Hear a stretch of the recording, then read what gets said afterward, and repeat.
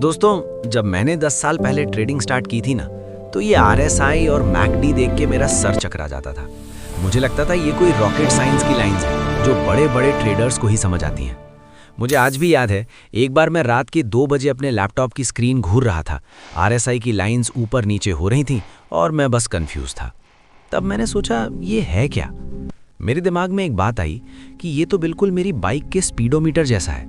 Speed ज़्यादा है मतलब खतरा है, स्पीड कम है मतलब स्लो है। बस वही एक बल्ब ऑन मोमेंट था मेरे लिए। आज का वादा ये है, मैं आपको वही सिंपल तरीका बताऊंगा जो मैंने 10 साल की ठोकर खाकर सीखा है। कोई कॉम्प्लेक्स मैथ नहीं, सिर्फ रियल लाइफ ट्रेडिंग। चलो पहले RSI की बात करते हैं। मेरी एक रियल स्टोरी सुनो। शुरुआत में मुझे किसी ने बोल दिया था कि RSI 70 के ऊपर जाए तो बेच दो और 30 के नीचे आए तो खरीद लो। मैंने आंख बंद करके रिलायंस का एक ट्रेड लिया। RSI 75 था, मैंने सेल कर दिया। अगले 3 दिन तक RSI 80-85 पर ही रहा और प्राइस रॉकेट बन गया। मेरा स्टॉप लॉस गया और पैसा भी। तब मुझे समझ आया कि RSI सिर्फ एक स्पीडोमीटर है।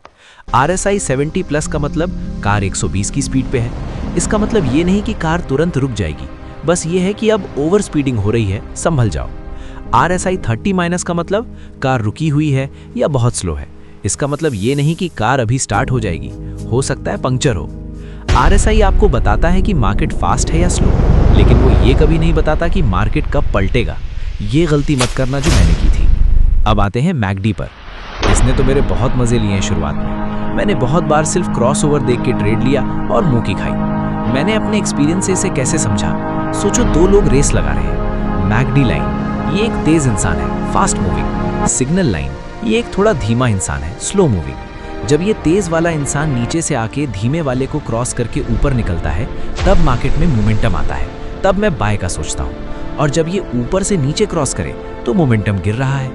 एम्फसिस, लेकिन ध्यान रखना, सिर्फ क्रॉसओवर देख के कूद मत जाना।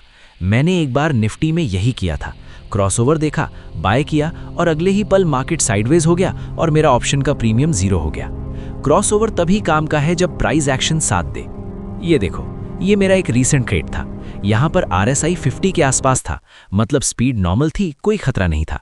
फिर मैंने देखा कि मैकडी का तेज वाला बंदा यानी लाइन नीचे से सिग्नल लाइन को क्रॉस कर रहा था। लेकिन मैंने ट्रेड तब तक नहीं लिया जब तक प्राइस ने अपने सपोर्ट से एक ग्रीन कैंडल नहीं बनाई।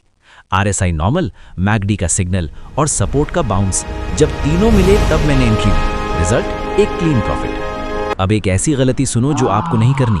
एक बार मैं जिद पे अड़ गया था। निफ्टी का RSI 80 टच कर रहा था, प्राइस रेजिस्टेंस पे था, लेकिन मुझे लगा मैकडी का क्रॉसओवर अभी अभी ऊपर की तरफ हुआ है तो ये और ऊपर जाएगा। मैंने इंडिकेटर्स को आपस में लड़वा दिया। नतीजा, लॉस। क्यों?